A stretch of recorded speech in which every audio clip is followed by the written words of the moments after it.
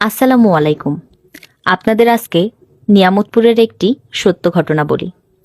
প্রায় বাজার থেকে ছাগল হারিয়ে যায়। অনেকের কাছেই এই ঘটনাটি নতুন নয়। ঠিক তেমনি কাল বাজার থেকে এই সাদা ও কালো রঙের ছাগল দুটি পাওয়া যায় না। গোপন সূত্রে জানতে পারি, নিয়ামতপুর থানার ফসলাদি নষ্ট করার কারণে কাল ট্রাফিক পুলিশ ছাগল দুইটি উত্তরপাড়া খড়ে দেয়।